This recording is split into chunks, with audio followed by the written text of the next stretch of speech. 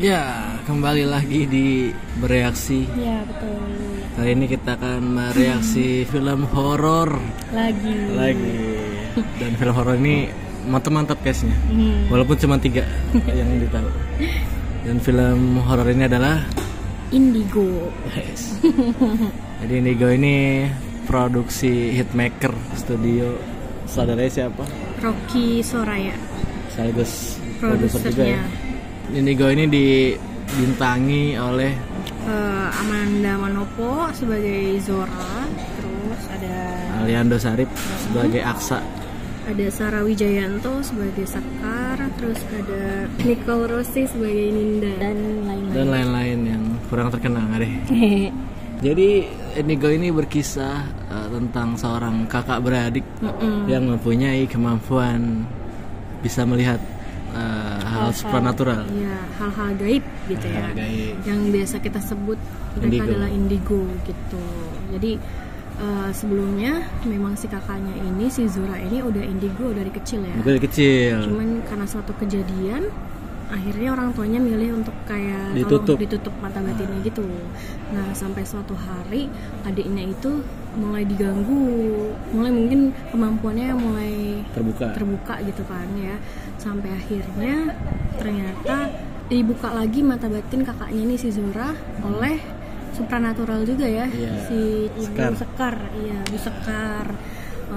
Dibuka lagi mata batinnya dengan satu alasan tertentu ya, untuk membantu si Ninda adiknya, supaya bisa hilang lah segala hal yang menghantuinya. Ya, jadi tuh ada intinya di film ini tuh ada sampai muter-muternya bingung ya jelasin intinya ya.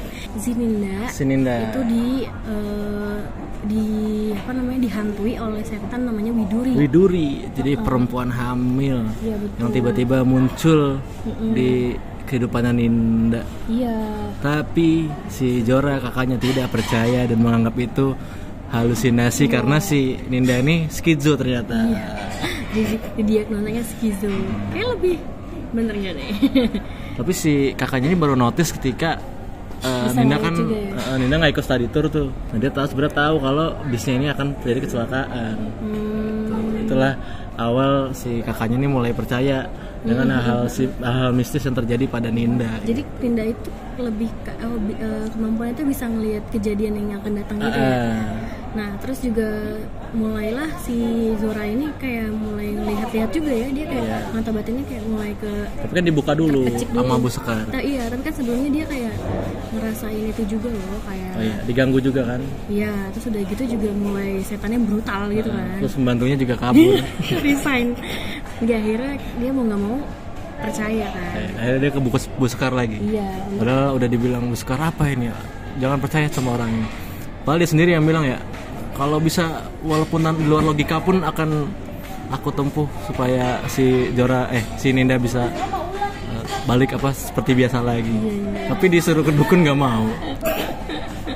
Akhirnya dia mau.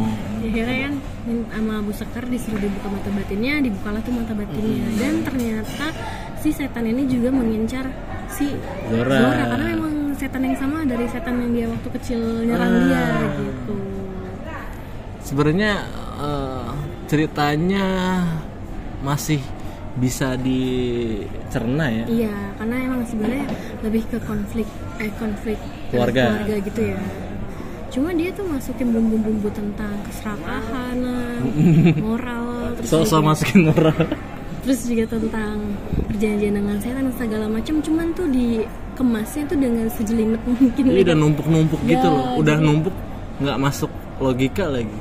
Jadi intinya kita akan bahas satu-satu apa yang menyebabkan film ini tidak masuk logika.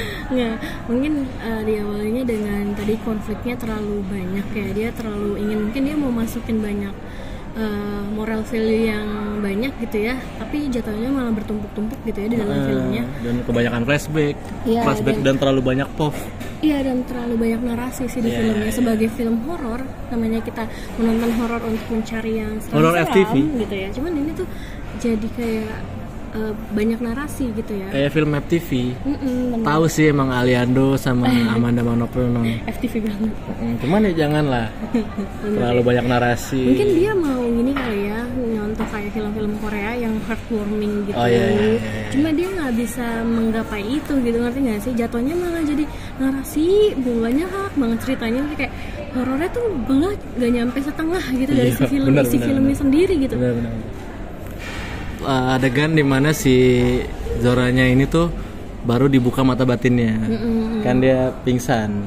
Oh iya, ini kejanggalan di filmnya ya. Terus dia bangun setiap hari, cuman bangun melek doang.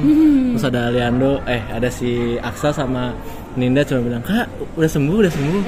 Selama 4 kali, berarti 4 hari dong. Iya, sekitar 4 hari. Terus bangun ditelepon sama orang lukisan. Enggak, kan dia bangun, terus dia mau ke rumahnya Bu Sekar. Terus dia ceritanya, "Sekarang ya?" langsung ke Iya, dia mau ke rumah Bu Sekar. Iya, tapi ternyata ditelepon kan sama orang lukisan, katanya lukisannya ada chatnya ada yang rusak. Malam-malam ke tempat lukisannya, ke pameran lukisannya. Baru banget bangun. Itu tuh nggak tahu udah makan apa belum. Langsung jalan. Dibilang ya ke rumah Bu Sekar dulu, nggak percaya. Malah ngeliat setan. Bener kan?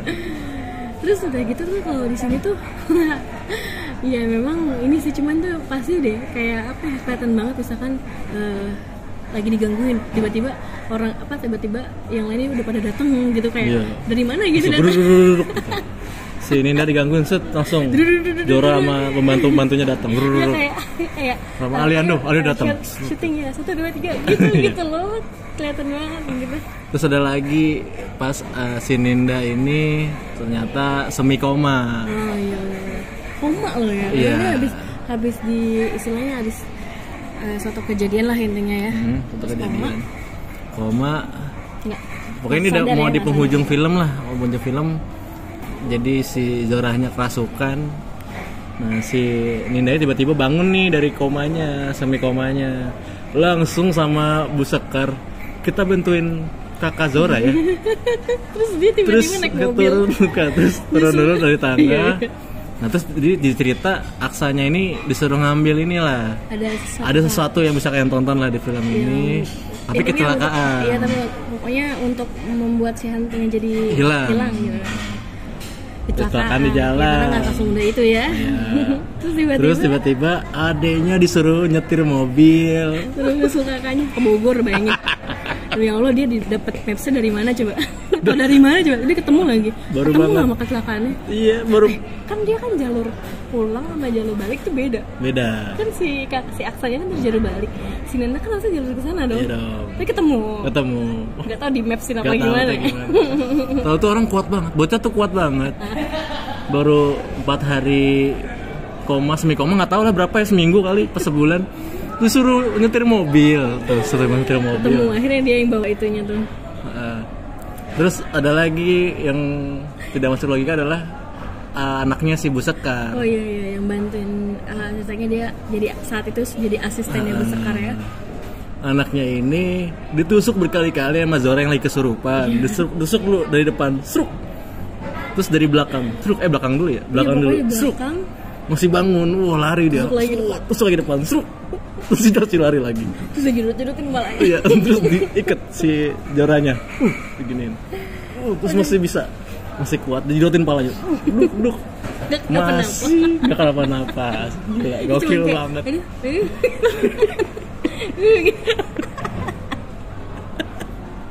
Kirain udah bakal mati ya. Ternyata tidak mati sampai akhir, tidak mati.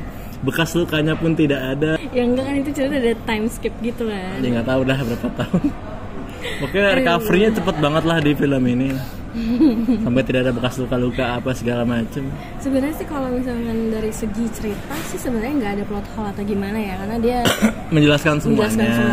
Karena durasinya juga lumayan lama, 2 jam ya. Cuman sejamnya itu narasi doang itu. Horornya cuma berapa persen doang ya. Jam scare aja per 30 menit nggak deh. Lama ya, dia nggak jeda-jeder ya. Iya. Jadi tuh bikin kita kayak, kapan sih nih filmnya kelar itu, kapan sih filmnya kelar gitu. Cuman kalau misalkan kelebihan deh, kita ngomongin kelebihan. Sinematografinya lah, boleh lah. Oh tapi kamera movementnya oke lah. Cuman itu sih beberapa scene bikin pusing sih, kayak kebalik lah apa gitu, pusing. Terus jebret mulu gitu. Pergantian scene kebalik. Ini loh apa, mainin lampu mulu, gelap pusing gitu. Nah udah tuh baru kelebihannya tadi kamera movementnya ya, bagus. Terus ya oke lah acting Zora kesurupannya. Ya dapat lah. Terus setannya juga make upnya bagus ya. Make upnya lumayan. Ada itu progres. Sayang banget ya maksudnya setannya kan serem gitu. Cuman dia tuh kurang gitu loh sini. Sini kurang, terornya kurang ya. Padahal dia kan sebenarnya udah lama loh dari zaman kakeknya sini.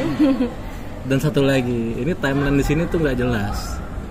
Iya, jadi dia tuh punya kakek. Jadi ini kan sumbernya di kakeknya ini nih, kakek neneknya. Masalahnya itu dari kakeknya. Terus kakek neneknya ini punya anak ya bapak ibunya dia dong. Cuman tuh di film itu masih muda. Ya, terus kaitannya sama pemeran lain yang nggak bisa kita sebutin di sini. Nanti kalian nontonnya itu kayak di timeline waktu yang sama gitu loh. Iya benar. Maksudnya kan dibedain kayak, paling tua nih, kakeknya lebih tua atau gimana. Kita juga nggak masuk janggal gitu ya. Katanya bapaknya Aksa kerja sama keluarganya Jora. Tapi bapaknya Aksa ini udah kenal sama ini kan, kenal sama kakeknya. Iya. Ya berarti gak jauh dong jaraknya atau gimana tuh, pusing. Tuh tolonglah diperbaiki nih. Benar-benar. Karena itu detail-detail yang sebenarnya penting juga ya. Yeah, karena kan itu namanya film walaupun horor nggak logis pun tetap harus masuk logika gitu kan. Oke, kita sampai di rating ya. Ya. Berapa rating untuk film Indigo ini? 5/10. Mendingan Pamali anjir. Aku 5,5/10 lah. Setengahnya buat aman-aman. Buat adegan kesurupannya dia. Aduh ampun deh. Ya minimal logikanya jalan lah kalau di film. Nih orang baru koma. Itu cuma jadi cameo anjing. Dia ngapa-ngapain dia. Kayak nggak tahu ini tempat. Berguna kecelakaan kasihan banget. Oke, gitu aja di review kami untuk film Indigo. Sampai ketemu di review film berikutnya ya. Bye bye. Bye bye.